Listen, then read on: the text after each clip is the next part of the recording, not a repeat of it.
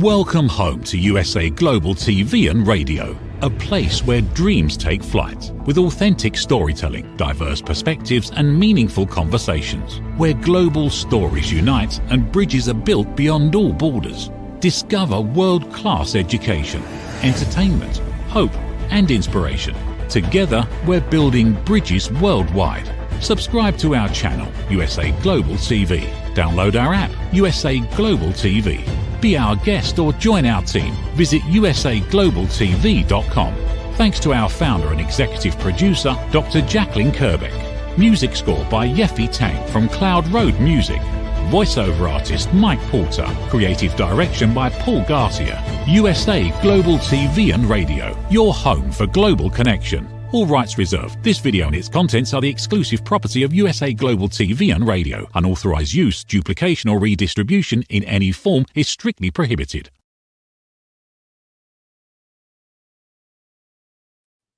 Hello and welcome. Hopefully it's welcome back. You are watching USA Global TV and Radio, our flagship show, A Woman's Prerogative. We want to welcome you wherever you are in the world. I'm Dr. Jacalyn Kerbeck, and I'll be co-hosting the show with Kerbeck, the Harley Street stress expert. And our topic today is about strong women. It's actually strong woman syndrome, the hidden cost of resilience.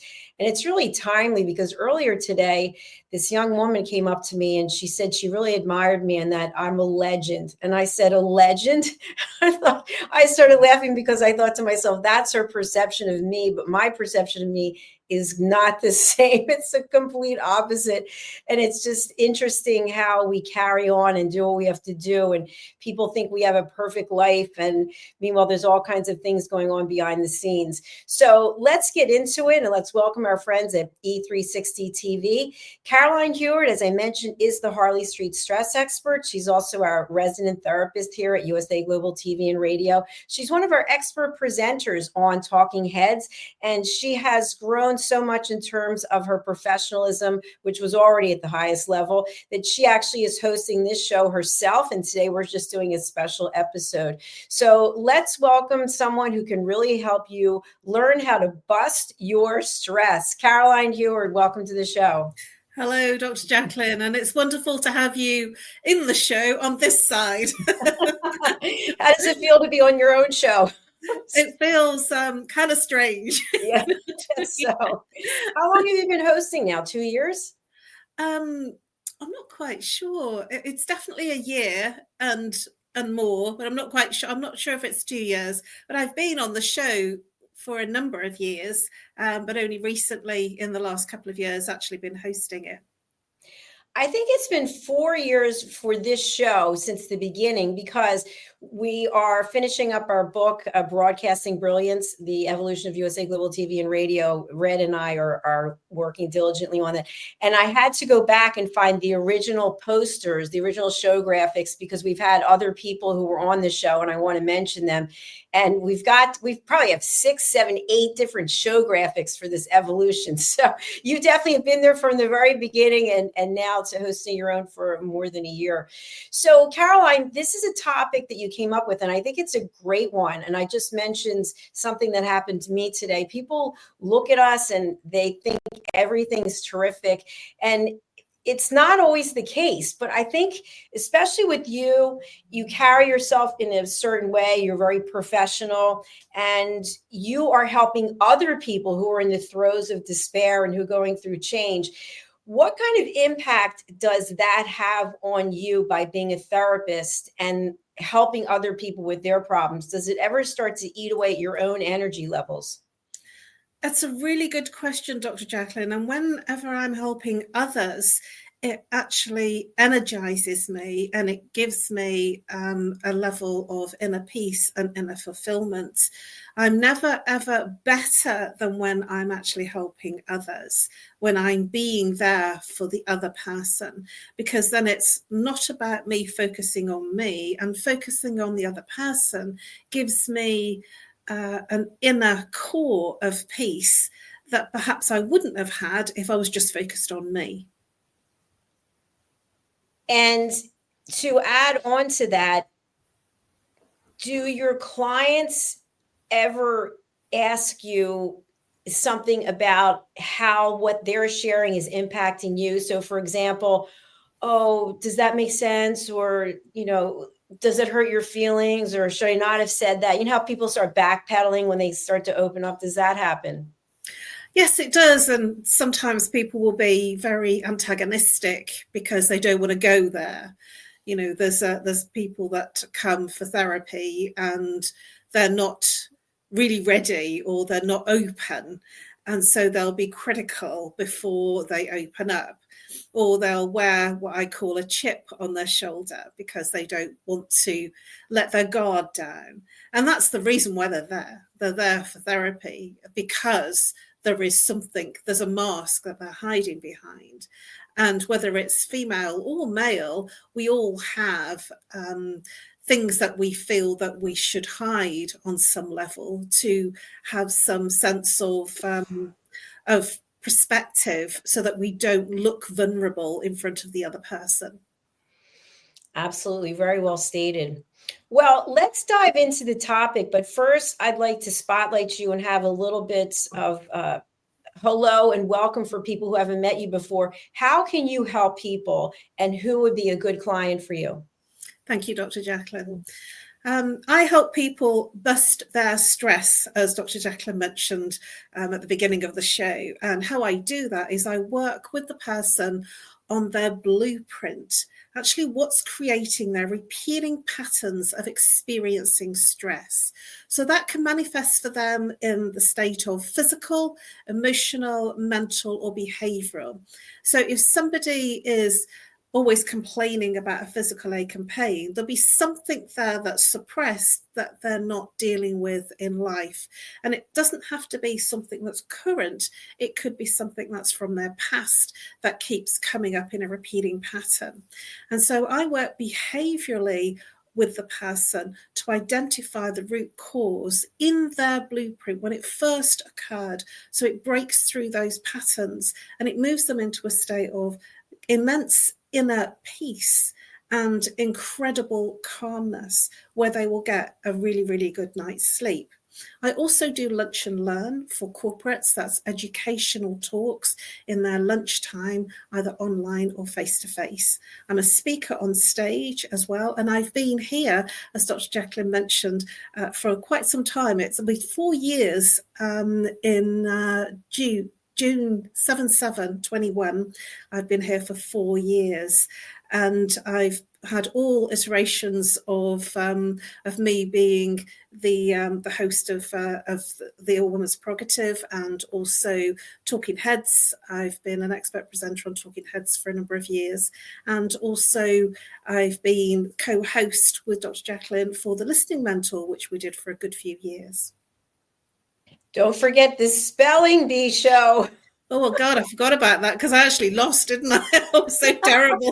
We need to do that again. That was a fun show. So, yeah, it's incredible. And by the way, just a quick segue, I was sharing with Roland earlier, we were doing a show together, that for the book, I was looking on YouTube for how many subscribers we've had and when it started to really take off. And it was August 12th of 2022. We had 414 subscribers.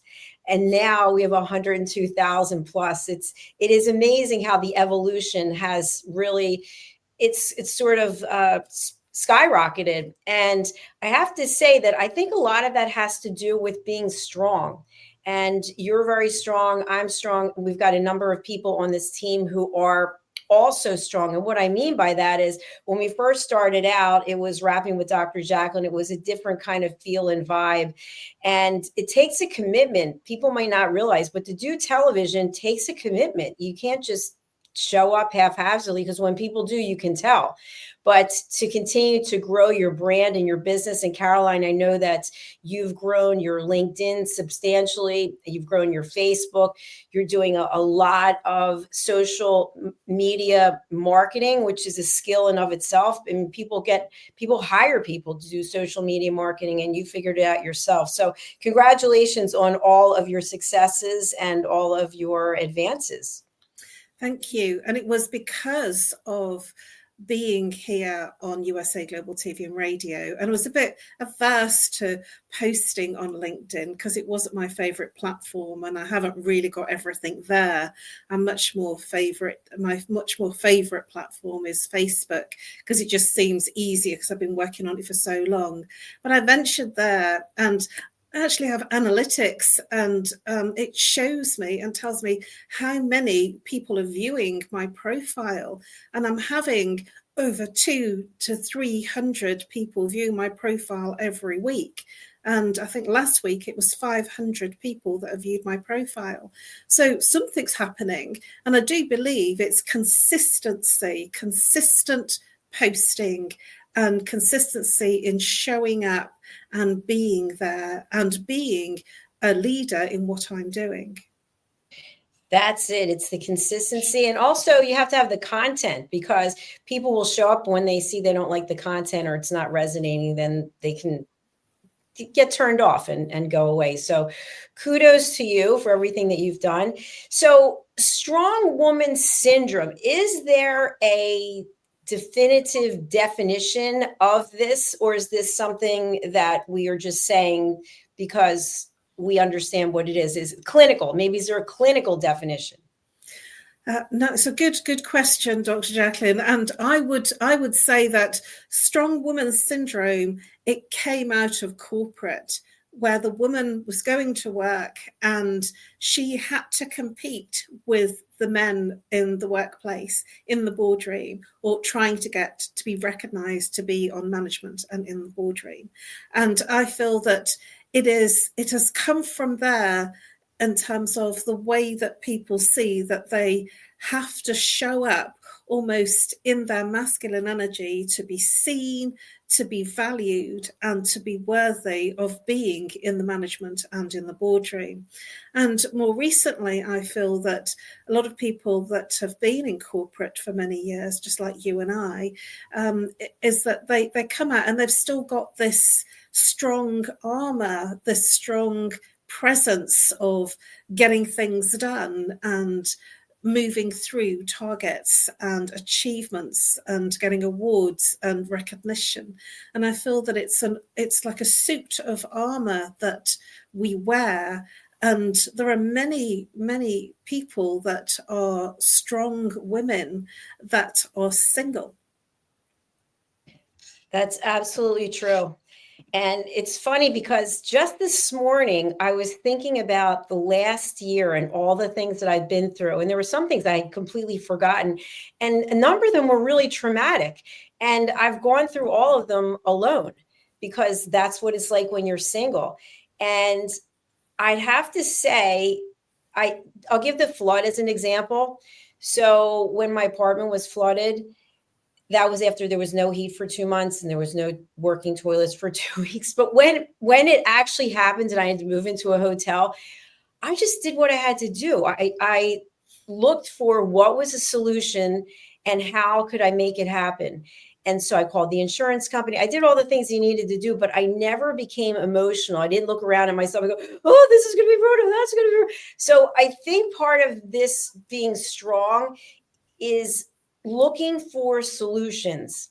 And that's not always the easiest thing to do, especially when we feel emotionally overwhelmed. 2 weeks ago, I think it was, I had some swelling in my legs and I thought, I've got to go to the hospital. Now, that is not something that I would ever do, but I thought that could have something to do with your heart. Like, you don't play around with it. I packed a bag and I drove to the hospital, expecting that I might have to stay. And what was my plan B for the television network? So I had the plan B ready to go, and it all fell in place. So I think preparation, and I think finding a solution and taking the emotion out of it is really important. Now, question for you. We have some team members who have done shows with me, and they don't believe about taking the emotion out of it. They think the emotion should be in it all the time. You should always be showing your emotions. So how do you feel about that professionally and personally? Well, that's emotional intelligence. That's the question. When do you show up in your emotions and when do you contain them? We're all human, and I feel it's really important to acknowledge the fact that we are here, human, having a human sensory experience. There are times that we might feel emotional or emotionally overwhelmed, but when we do feel like that, what can happen is that our intelligence goes down when we are emotional. So it's better, I feel, if you can, and it's not always the case, especially if you're going through a very traumatic time, if you can, take the space to be emotional in your emotions, and so that you can clear the emotions that you feel so that you can show up and be the best for yourself and for others. Now, that's my perspective. That might not be appropriate for everybody, but from my perspective, I prefer to be professional. And if I can't be, then I would much prefer to remain silent and be quiet. Thank you for your transparency and your honesty with that. So a question I have, because you and I, we've worked together for a long time. We've done the listening mentor. There's probably not much about me you don't know, because we've really touched on it so many different times in different ways. When you're in a situation where the other person, and let's say just in the course of a day, you meet someone and they're highly emotional and they keep expressing themselves in negative ways. So maybe they're using disparaging tone, they're condescending, their life is horrible. Like, I know people like this. Every time I speak to them, this is a horrible life. This world is terrible. This is wrong. That's wrong. And you get to the point where, hey, please don't rain on my parade. So I don't know if it's that person looking for some type of help or really just expressing themselves. But to me, being strong also means finding the good. What is good about your life? What is good about the world? And focusing on that. That might sound trite. What do you think? Well, sometimes some people just have to sound it out and have a sounding board, and they don't want you to respond in terms of solutions. They just need somebody to say what they need to say and get it out of their system. You know, there is a phrase, a problem shared is a problem halved. And if they just say everything, they feel better. And so it might be that it's that you're enacting as a sounding board for them to feel different. For some people, like myself, I will probably retreat and go quiet and hardly say anything to anybody if I'm in challenge, or I get focused in doing stuff so that I can sort out the challenge. For instance, if there's technical issues, I just have to get on with it. And sometimes it can be very trialing and taxing to get through those technical challenges, especially if there's been updates. But that can be quite stressful. And sometimes I can get emotional, especially just before a show. And I'm still updating my system and it still won't come on because I know I'm going to be letting people down. But then as soon as I'm on, then I'm here and I'm present, and that's because I prepare. But some people, especially if it's in your personal life, they might just need to say things and then they feel different and better. Excellent. Thank you, Caroline. We are going to take a quick break and hear from one of our sponsors. And when we come back, I'd love to have a chat with you about setting boundaries. Is that part of building strength? It sure is.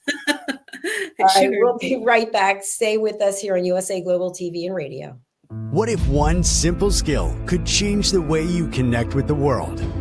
What if listening could open doors to deeper relationships, stronger businesses, and a better you? Dr. Jacalyn Kerbeck, the Listening Mentor, brings you USA Global TV and Radio, a space where voices are heard, ideas are shared, and global communities thrive. Through the elevated listeners' courses and books, you'll master the power of listening, set boundaries with confidence, and transform conversations into opportunities. Join us. Listen, learn, elevate. Whether you're a leader, a coach, a business owner, or someone seeking stronger connections, your journey starts today. Subscribe, learn, and transform today.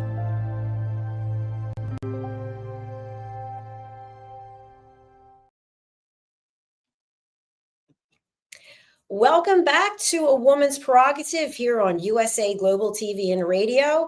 We are discussing strong woman syndrome. With me is the actual host and star of the show, Jacalyn Heward, and we are just switching places today for this special event. Let's welcome Jacalyn back to the show. Hi, Jacalyn. Hi. I forgot I was producing the show. I'm like, oh, I missed that. It's funny, isn't it? We were talking about strong woman syndrome, and I'd like to dive into setting boundaries. So to me, boundaries are very important. And over the last few years, I've actually had to set a number of boundaries because you were just discussing this. When someone shares information, sometimes people want to have a problem solved, or they just want someone to listen. And I know for me, I don't know if it's that I'm ornery at 62. I don't know what it is, but I don't want people giving me solutions unless I ask. So I've had to set boundaries and say, I'm just sharing this because I want to get something off my chest. Please do not provide a solution. And sometimes that comes across, I'm told, as not being strong, but being something beginning with a B and rhymes with an itch. So what are your thoughts about what I've just shared? Well, I can honestly say that I've had challenges myself when people are direct and to the point. And I've been accused of being direct and to the point, and that's because I've been trained and hanging around a lot of Americans. I'm known as the polite American, but I will be direct because if there's something that you want solving, sometimes it's easier to be direct with someone and help them that way. And also I'm a behaviorist. So when you're helping people look at their behaviors that aren't working, you have to be direct or say nothing and put up with it. So I either go silent or I'm direct and say, that is not okay, or that's not acceptable. But sometimes it's much easier to hear what the other person has to say. But if you don't create those boundaries, then the other person doesn't know. And also when you're in conversation, sometimes time can go quicker than you think it really is if you're not watching a clock. So that's something else to bear in mind, that I usually say, how much time do you have for this call? And sometimes they don't have very long, and yet they take longer. And so I've learnt from my own perspective that if I don't have good boundaries, then the other person doesn't have good boundaries. And then there's a fallout because the boundaries have been overtrodden on either side. And so if I want to have good boundaries with my clients, I have to have good boundaries externally with others as well. I really like that because I feel, not to use the same term, but I feel like by setting the boundary, you're teaching people how to treat you. Yeah. And that to me comes across as respect. And that respect equates to strength in my mind. It's very difficult, especially if somebody's going through an emotional space and an emotional time. We don't know what's going on in the other person's world. And so when they do go silent, you don't know whether they've gone silent because they're busy, or they've gone silent because they're emotionally traumatized, or they've gone silent because there's something going on in their life that's keeping them very occupied in terms of family or work. And so the silence, we don't know. But we will find out when we do catch up with them, because we will know by their body language, their physiology, their tone, whether they're okay or not. And just by the little things that they say. And if somebody's just not got in touch with you for a couple of weeks, I usually say, is everything okay? I trust that you're okay. And I always use the word trust because I just don't know. And I'm being as respectful as I can. And this is, I feel, being part of the strong woman syndrome, because you don't know when somebody has been silent what's really going on in their world. Thank you, Jacalyn. There are a lot of golden nuggets in what you just shared. Let's talk about the tagline for the show, which is the hidden cost of resilience.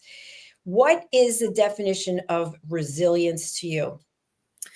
Resilience to me means that you're sort of in your power, you're in control, and you're sort of flying high, and everything is good. Resilience is when you're moving through something with ease and comfortability, where there is a problem or a challenge, and you're overcoming it reasonably easily. Obviously, that you are planning for challenges and that you are managing them. So, for instance, you mentioned about the fact that your home was flooded. That resilience in that was the fact that you set about all the tasks that you needed to do to contain what you needed to do of your home, and to be able to cope with not being there for that period of time. And so I feel it's being able to have the answers and to be able to do the to-dos without the emotional drama.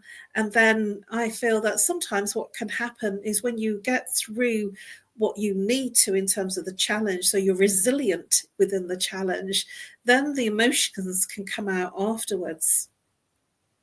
Yes, that is definitely a good way to look at it, and even a good outline for how to deal with difficult situations. I know for me, and you and I have discussed this before, I will allow myself a certain amount of time to be upset, or to feel sorry for myself, or to be afraid, any of those, that chart of the negative emotions. And I will give myself 10 minutes. And then I'll say, that's it. Pity party is over. And what can I do to help someone else? Because when you're helping someone else, you're not thinking about yourself. So I'll just say to myself, what can I do to help someone else? And then let's get to it. Or what I might do is, and going back to the flood situation, when I was at the hotel, that's when I really realized that I wasn't feeling well, and I thought I was going to have to go to the hospital. Then that's a different situation. And so I wanted to make sure that if something happened to me, that my family members wouldn't have to come to a hotel and clear out my stuff. And then my stuff from my apartment was in 2 other units. So even though I felt so horrible, I said to myself, this is not about me. If I'm going to go to the hospital, I need to get all my stuff out of this hotel. I need to get all my stuff out of those other 2 places and put them somewhere so I don't leave a mess for someone else. And I had to go back and forth once I got back to this building, maybe 25 times with my little trolley, moving stuff back and forth, back and forth. And the whole time I kept saying to myself, I have to do this for someone else. I want to make sure that I don't leave something for someone else. And fortunately, I didn't have to go to the hospital, thank God. And I got everything back into the apartment, which was amazing. But that was my mindset. My mindset was, it's not about me. It's about doing something and not leave a mess for someone else. That's resilience. That's when you're in right at the coalface, right in front of what you've got to deal with in terms of a challenge, and dealing with it. And very like we both moved homes, we bought new properties. There's a huge amount of resilience that's required to get through the legal stuff, to get through the all the practical things of having all the different logistics that all come together on the same day. I remember having to keep the person that was organising from the council the parking suspension, and I still didn't have the contract signed, and so they needed 7 to 10 working days, and I actually left it so that there was only 3. I told them on Monday night, and they did the parking suspension on Tuesday for Thursday. And that was because I was communicating with them. Otherwise, I would never have moved. I'm not going to have that same situation here because it's not London, and I won't have the requirement for parking suspension, so the removal company could come and remove my furniture. That was something that was critical. And that's when you get resilient, because there are things that you have to do, and then you're relying on somebody else's timetable of getting things done. And so you're not always in control of everything. And I feel that that's important to understand, that you might not have control of everything. And yet at the end of it, you have the responsibility to pull everything together. So I feel it is about communication. It is about managing everybody's expectations so it all comes together. And luckily, both you and I have had all of those challenges of selling and buying and moving, and the date has moved for you and for me, in terms of I thought that I was going to move a month before I actually did. And it's about keeping resilient and keeping your cool. And I could write a book on actually selling a property as well as buying a property at the same time and getting it synchronized. That is truly stressful. That could be its own television show.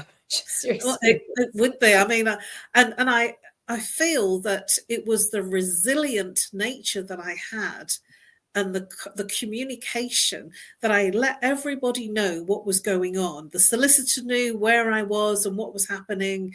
The estate agent knew, the two estate agents knew. And I feel that it was very much about keeping everybody in the loop. Absolutely. So, Caroline, I find people who are strong, I find that to be attractive.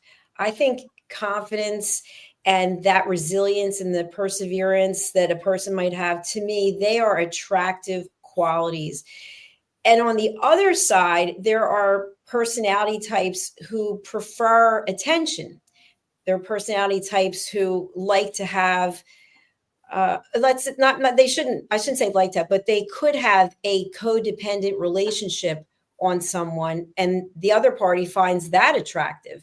What do you find attractive in terms of, are you attracted to strength, to confidence, or more someone who needs a helping hand and wants you to mentor them? Well, obviously, because of my work, I'm going to be in a lot of relationships where they need my help.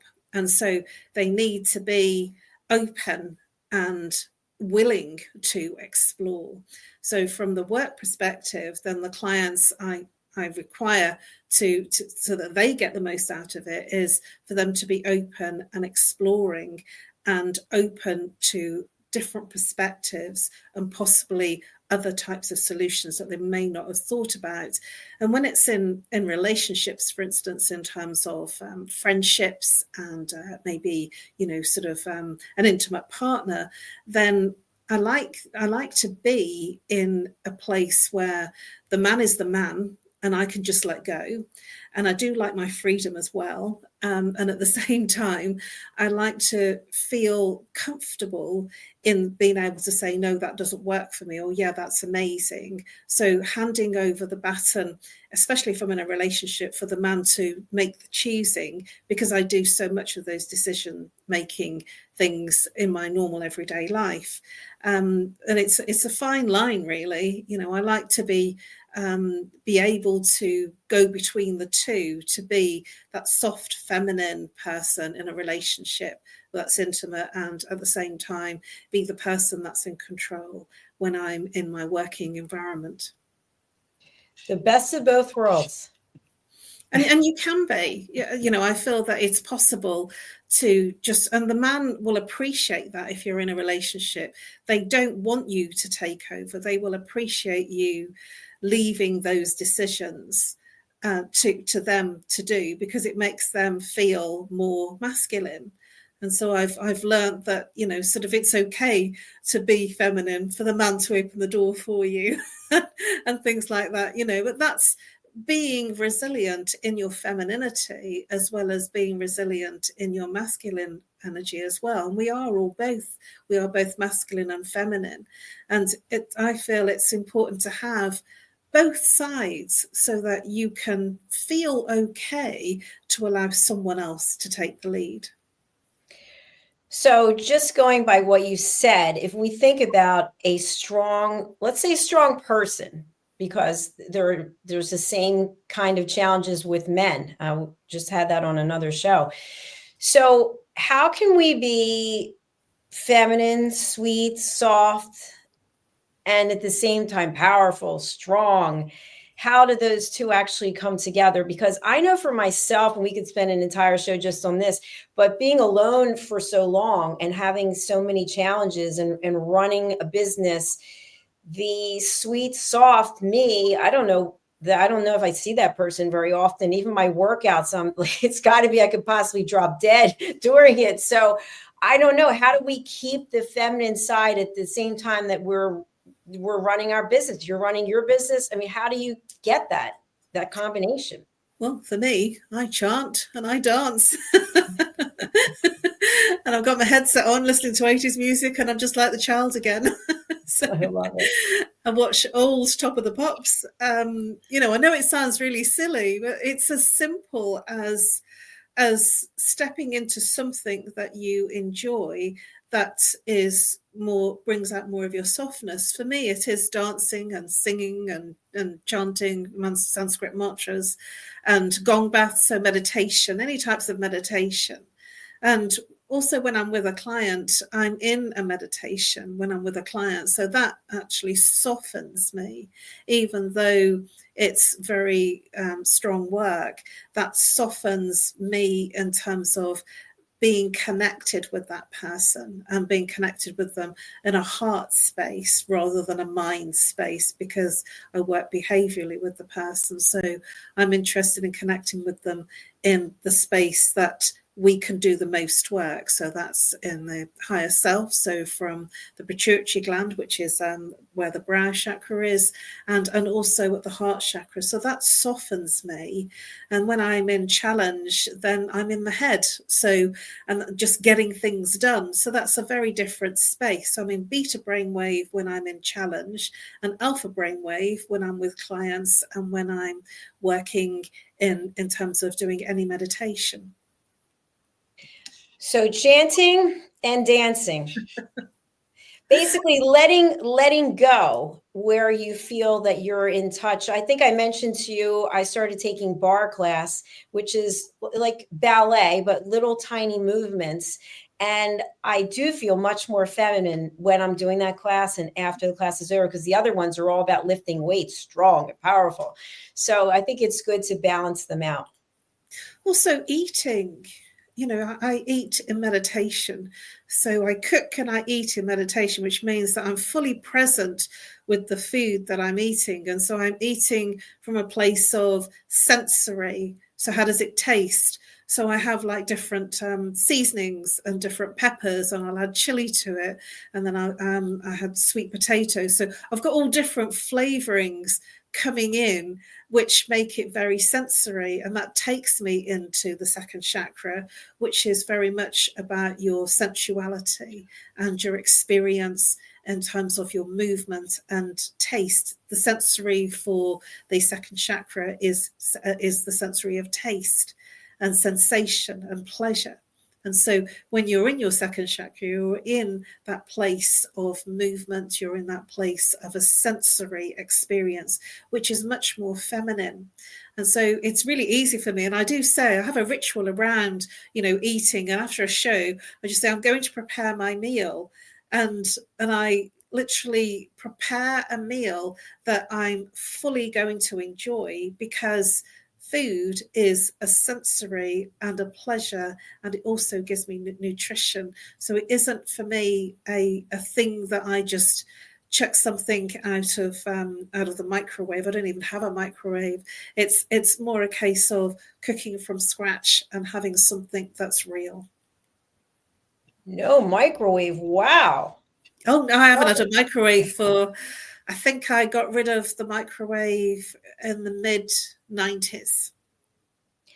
That's a long time. That's amazing. So you really are keeping your head where your feet are when you're cooking. You're completely present. And I think that probably makes the food taste even better. But guess what? We're out of time. We're at 39 minutes already. So Caroline, this has really flown by. Thank you for allowing me to host your show. And if you could share with people, what's the best way for them to get in contact with you and any other details about your work? Thank you, Dr. Jacalyn. You can reach me on No More Stress at live.co.uk, or call me if you're international, +44. If you're local, 07523 120 189. You can follow me on my social media platforms. My preferred ones are LinkedIn and Facebook. And drop me a message there, or reach out and comment on any of the posts, especially on the shows, and I will come back to you. And I would be delighted to help you bust your stress. Thank you, Dr. Jacalyn. She's brought up my LinkedIn profile. There's a lot of followers there, and a lot of people that are commenting, and a lot of people that are looking at my profile, which means that there must be something there that I'm posting that's engaging. And I thank all of my followers and people that I'm connected with.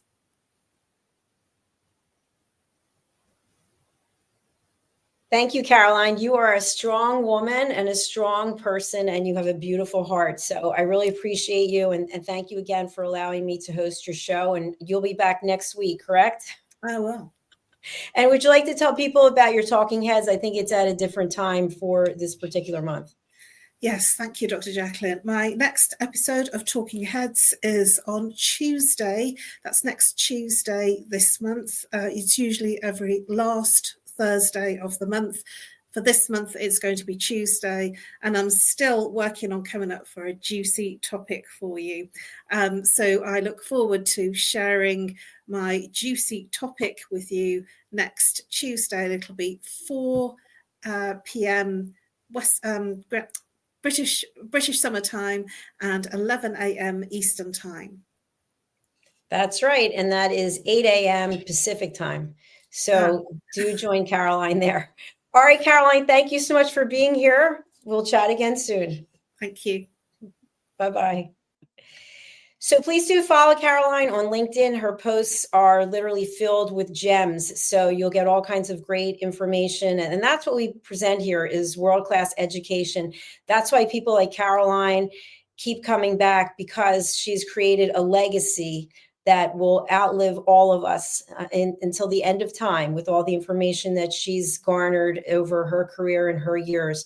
All right, we are going to our next show, which is the Holistic Alternative. But before we do that, let's go over to our sponsors. And thank you again to our friends at E360 TV. We really appreciate you live streaming this. And one more quickie, which is my new book is coming out, Broadcasting Brilliance, The Evolution of USA Global TV and Radio. And I mention it because Caroline will be in the book. Yay. So you will be able to pick up a copy of this later this year. All right, over to our sponsors. Thank you again for being here. USA Global TV and Radio proudly presents Steve Klein Art at steveklein.art. My name is Steve Klein, born Manchester, England, 1953. My quest in my lifetime is to create artwork from my soul and the deepness within my wildest dreams and fantasies. In 2012, my heart stopped when I was given too much anesthetic for a minor knee operation, and this near-death experience took me to another multi-dimensional world, an out-of-body experience, and I was given the gift of being blessed by an overwhelming, burning passion to become, for the very first time in my life, an artist with an eternal, passionate desire to bring my art, which I've named multi-dimensional, subliminal, freeform art, to the world. As only 3% recover from what I experienced, and now in my golden years want to release my cosmic, vital energy through my art to allow people to be a part of my cosmic dance. To learn more, email roccogoodwine@gmail.com. For VIP pricing, mention USA Global TV and Radio.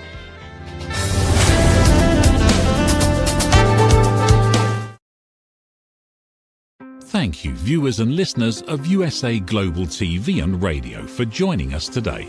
We're honoured to have your time and attention as part of our global community.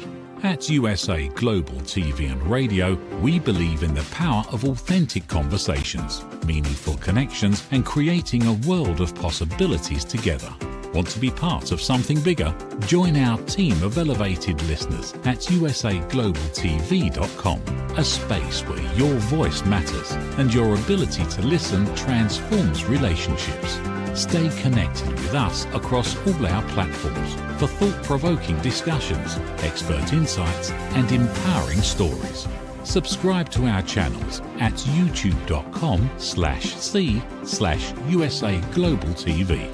Follow us on social media and explore the endless opportunities we're creating for growth, learning, and inspiration. Together, we're not just broadcasting, we're building bridges and changing lives one conversation at a time. For inquiries, contact us at info@usaglobaltv.com. Music by Johnny Dies. Produced by Executive Producer and Director Dr. Jacalyn Kerbeck. Voiceover by Mike Porter. Creative Direction by Paul Garcia. All rights reserved. Copyright 2025. Visit usaglobaltv.com to view our full terms and conditions.